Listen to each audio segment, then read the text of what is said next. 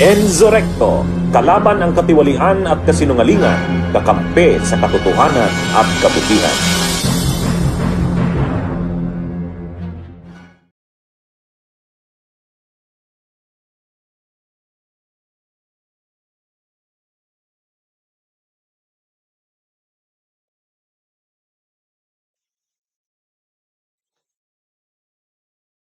Mga kabunyog, mga kababayan, welcome sa isa na namang episode ng ating Kape Kwentuhan.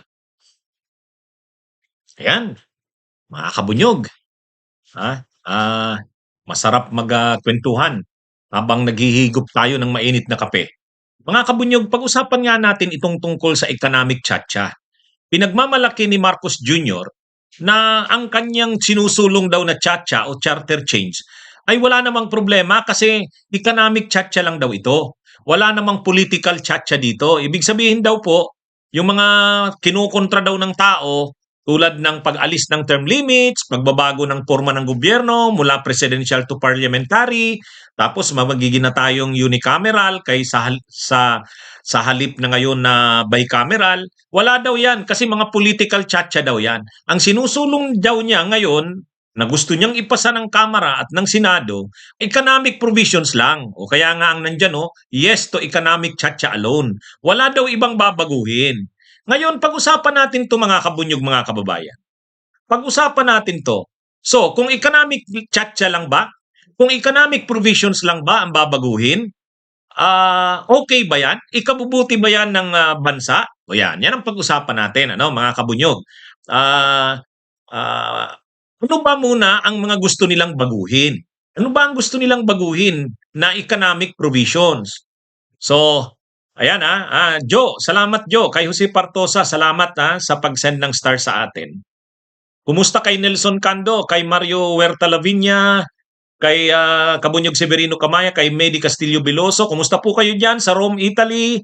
Kay Rudy Ilas, good afternoon Kabunyog Rudy, Joey Castillo. Ayan, sabi ni Joey Castillo, no to chat-chat. Magandang hapon din kay Jelk Arayani, sa aking kabats, si Ronald. Hi, kay Kabunyog Ronald, kay Roquito Flores Libago, si Kabunyog Rodolfo Engbino. Kumusta kayo dyan sa Bunyog, Cebu? No? Kay Marlin Alves, kay Joselino Istares, Rudy Ilas, Roberto Turimucha, kay Jomar Tolentino, Diosdado Bilan, kay Joy Autor, yan, kay Manix Lorenzo Viernes at kay Elizabeth Agabaw. Kumusta po kayo dyan sa Pampanga? Rolando Benavides Sr., kumusta po? Kay Ricardo O. Ang tagal kong hindi nakita itong si Ricardo O. Kumusta, Kabunyog Ricardo O? Anyway, i-discuss ko ito mga kabunyog. Okay? May hinanda ako ditong presentation ko kahit maiksi lang eh. Alam nyo naman, nagtuturo ako ngayon ng constitutional law. Ito yung ginagamit ko sa pagtuturo ko. Ipakita ko sa inyo. Ito mga kabunyog. Nakikita nyo ito? Ito yung mga activities o bahagi ng konstitusyon na gusto nilang baguhin. Ito po, nakikita nyo? Activity, tapos ano yung citizenship requirements. Dito sa kabila, tingnan nyo po sa kaliwang bahagi. Nandyan yung activity. Halimbawa, exploration of natural resources, operation of public utilities, acquisition of alienable lands of the public domain. O yan, nakikita nyo po yan sa kaliwa. Tapos, practice of profession, mass media, advertising. O yan, yan po.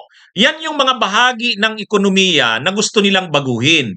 Ulitin ko mula po dito sa kaliwa, sa baba. Advertising, mass media, practice of profession, acquisition of alienable lands of the public domain, tapos operation of public utilities, saka exploration of natural resources. Yan yung mga bahagi ng ekonomiya na gusto daw nilang baguhin.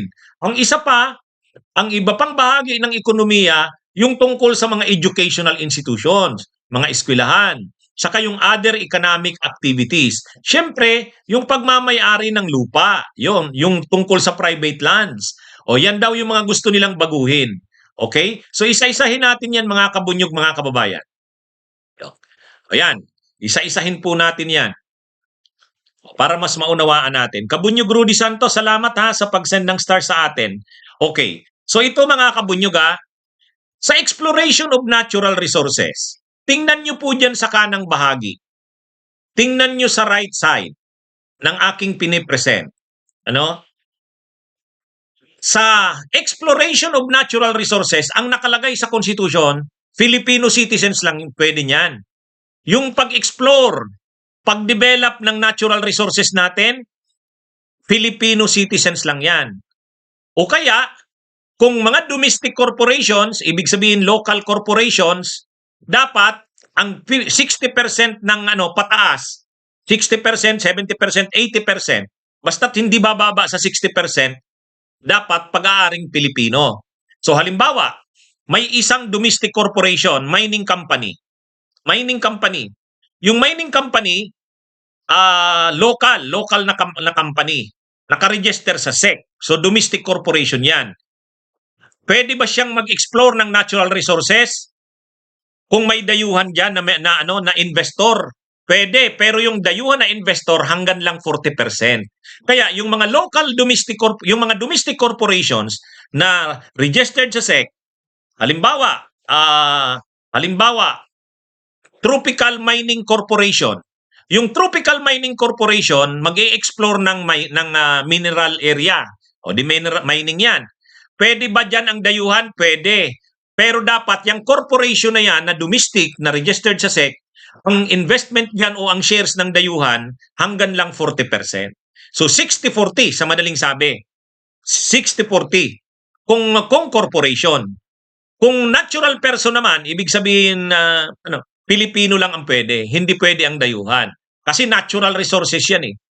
Sunod, operation of public utilities. Ano ba yung sinasabing public utilities? Telecommunication. Naalala nyo yung Dito Telecommunity? Sino bang may-ari niyan? Ang Dito Telecommunity, domestic corporation yan, pero ang ownership niyan, ang Chinese diyan hanggang lang 40%, ang 60% diyan Filipino investors, Filipino shareholders. Kasi bawal na yung public utility more than 40% ang investment ng dayuhan kung domestic corporation. So yan po operation of public utilities, Filipino citizens. Kung domestic corporation, dapat 60-40. 60% ang Filipino-owned dyan. Kaya nga makita nyo, yung Dito Telecommunity, hindi na control ng Chinese. Kasi bawal eh. Kasi public utility yan eh. Public utility yan. Ganun din ang power. Public utility din ang power. Ang tubig. Halimbawa Manila Water, mag-i-invest ang dayuhan dyan sa Manila Water. Pwede bang mag-invest ang dayuhan sa Manila Water? Pwede. Pero hanggang lang siya 40%. Kasi public utility yan. Acquisition of alienable lands. Filipinos lang ang pwedeng mag-acquire ng mga alienable lands of the public domain. Kung domestic corporation naman, dapat 60% hindi bababa Filipino-owned.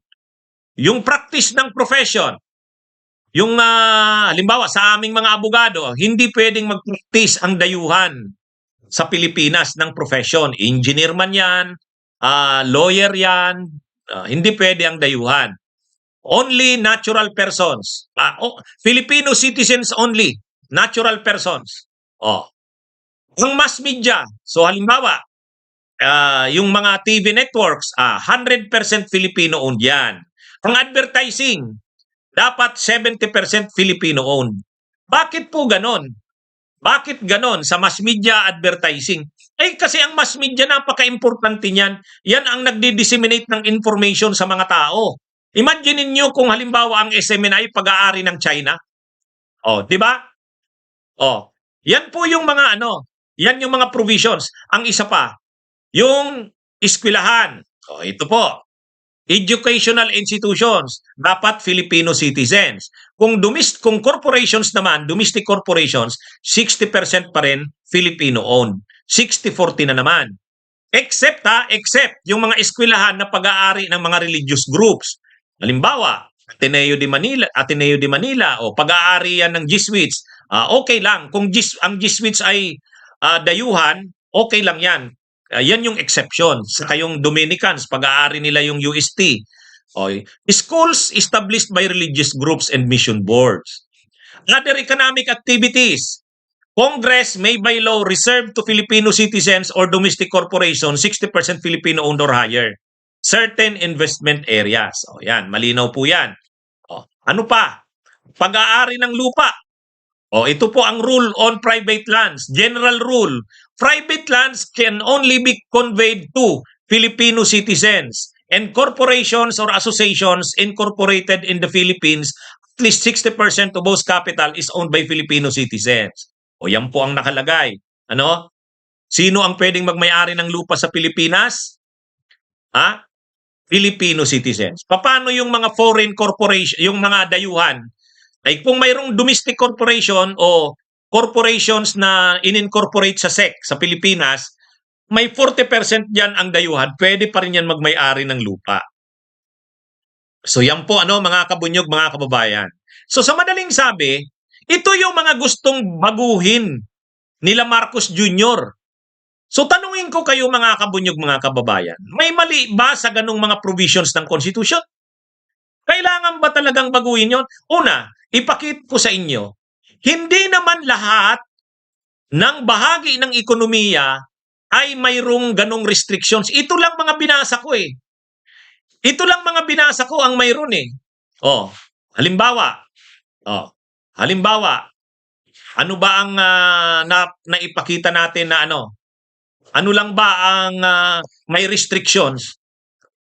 Exploration of natural resources, operation of public utilities, acquisition of alienable lands of the public domain, mass media, advertising, yan lang naman eh.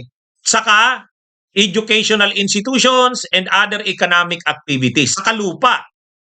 The rest, wala naman eh. So, ibig sabihin, halimbawa, magtatayo ng hotel sa Pilipinas, ang dayuhan, ay kahit 100% niya pag-aari yan, walang problema. Hotel naman yan eh. Kung magtatayo ng mall ang dayuhan sa Pilipinas, 100% pwede niyang ariin yan. Hindi naman yan kasama dito sa nakalista eh.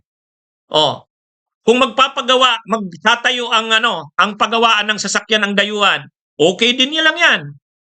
Yung mga paggawaan ng tela, textile, wala ring problema yan. Paggawaan ng mga pagkain, wala ring problema yan. Ano yan eh? Lang naman, limited, bilang lang sa daliri ng kamay natin, yung mga bahagi ng ekonomiya na may restriction ang konstitusyon. Bakit? Imaginin mo naman kung ang natural resources natin, dayuhan ang nagmamay-ari, hindi pwede. Saka malaki na rin yung 40% eh. Malaki na rin yung 40%. Kaya imaginin nyo, kung wala itong mga provisions na ito ng Constitution, di ba yung NGCP, yung National Grid Corporation? Yung National Grid Corporation, NGCP, yan yung mga transmission towers dati ng Napocor. Ang may-ari na yan ngayon, privatized na yan, NGCP, National Grid Corporation of the Philippines. Ilan ang pag-aari dyan ng China? 40%. Bakit hanggang 40% lang? Si public utility yan eh, power. Kung wala yung prohibition ng Constitution, baka 100% na yan pag-aari ng China. Di ba? Di ba?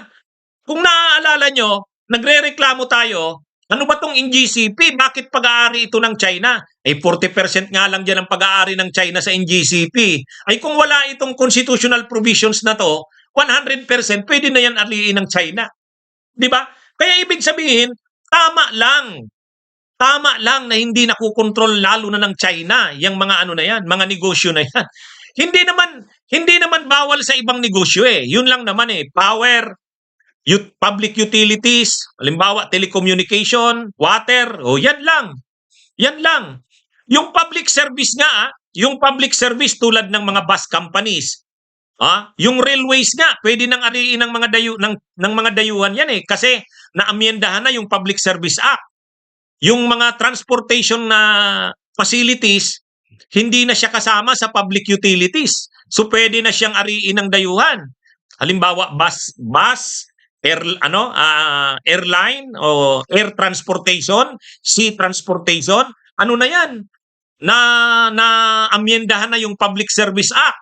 Pwede nang ariin yan ng dayuhan eh. Kasi hindi na siya classified as public utilities.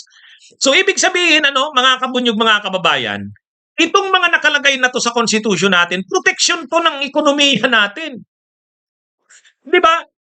Mayroon bang mali dito? Wala tayong nakikitang mali dito.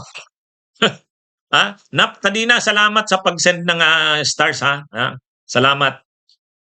Kaya mga kabunyog, mali kasi yung sinasabi, niluloko tayo ng mga kongresista at senador na sinasabi nila na bawal daw, pinagbabawalan daw nating pumasok ang dayuhan sa ating bansa. Hindi. Hindi. Ano lang, yung mga sinabi ko lang, ang mga certain sectors ng ekonomiya ang pinoprotektahan natin. Bakit? Kasi national economy and patrimony natin yan eh. Bakit patrimony? Imagine niyo natural resources natin. Imagine niyo land. Ngayon, pwede bang magmay-ari ang dayuhan ng land? Oo, mag-i-invest sila doon sa corporation, pero hanggang 40% lang sila. Okay lang yun.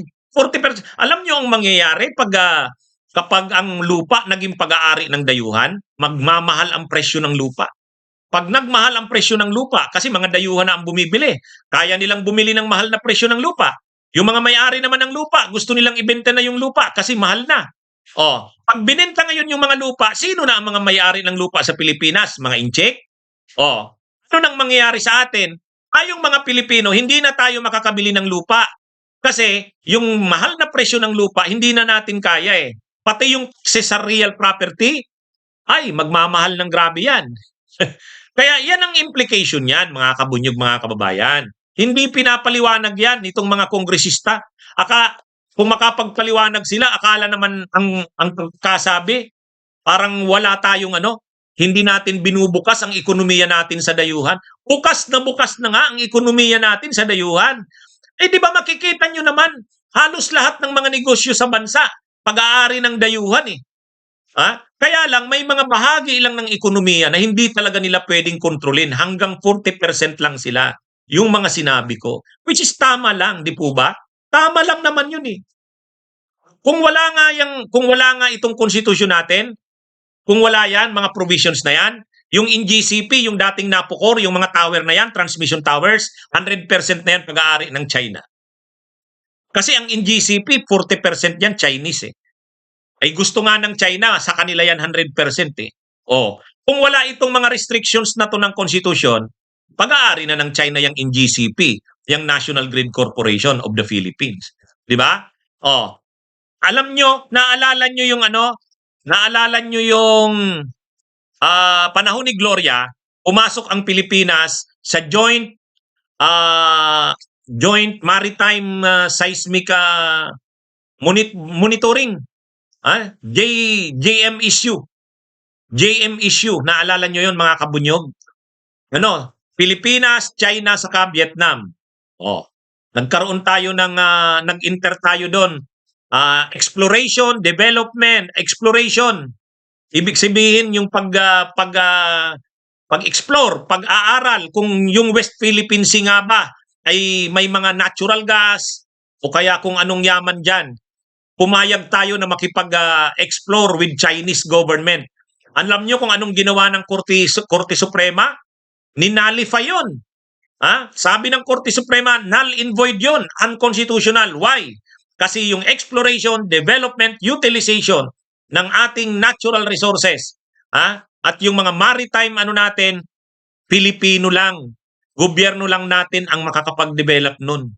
Kung makikipagsosyo man tayo sa corporation na may dayuhang ownership, hindi pwedeng state to state na tulad ng Chinese, yung gobyerno ng China. Hindi pwede, bawal yun sa konstitusyon.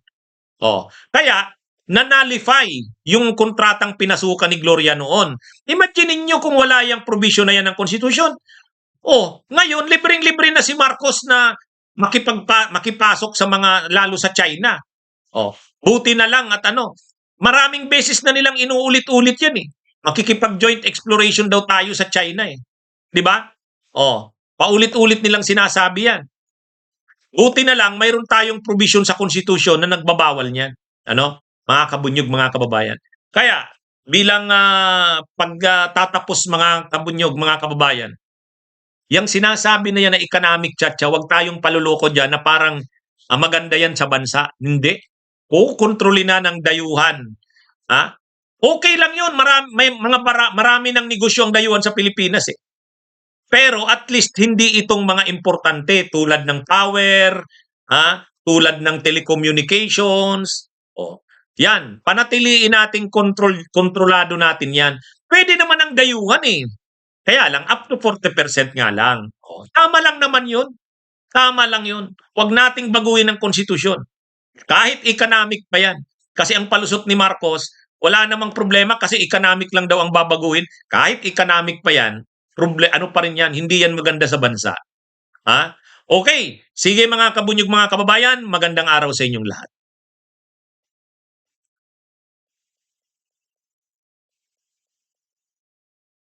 Bunyog, bunyog, halikan na kasama ka. Bunyog, kapag buklod ay may pag-asa. Luzon, Visayas, Mindanao, isa ang pananaw.